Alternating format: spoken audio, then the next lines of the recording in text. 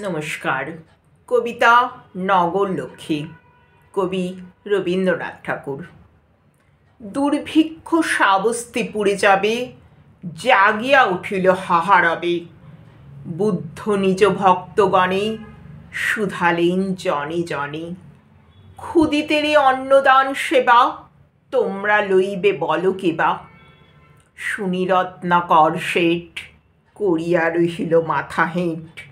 কহিল সে করজোড়ে, ক্ষুধার্থ বিশাল পুরী। এর ক্ষুধা মিটাইব আমি, এমন ক্ষমতা নাই স্বামী।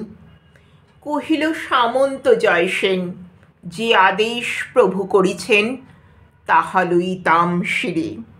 যদি মোর বুক চিরে রক্ত দিলে হতো কোনো কাজ, মোর ঘরে অন্ন কোথা আজ।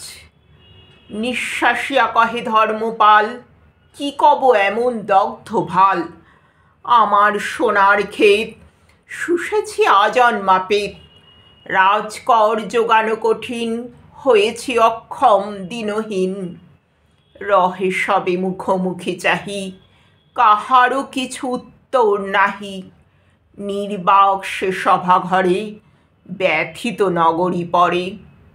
বুদ্ধের করুণাখি দুটি, সন্ধ্যা তারা সমরাহে ফুটি। তখন উঠিল ধীরে, রক্তভাল রাজ নম্র শিরে।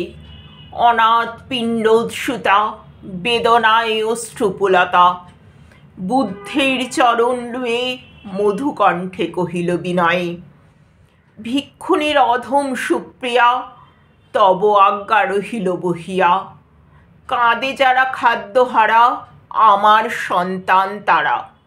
নগরেরই অন্ন বিলাবার, আমি আজি লইলাম ভার। বিস্ময় মানিল সবে শুনি, ভিক্ষু কন্যা তুমি যে ভিক্ষুণী। কোন অহংকারে মাতি, লইলে মস্তক পাতি। এহেন কঠিন গুরু কাজ, কি আছে তোমার কহ আজ।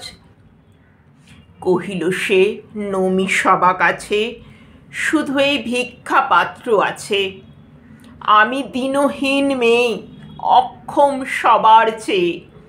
তাই তোমাদের পাব দয়া, প্রভু আজ্ঞা হইবে বিজয়া। আমার ভাণ্ডার আছে ভরে, তোমার সবাকার ঘরে ঘরে। তোমরা চাইলে সবে, এ পাত্র অক্ষয় হবে। ভিক্ষা অন্নে বাঁচাবো বসুধা, মিটাইব দুর্ভিক্ষের ক্ষুধা।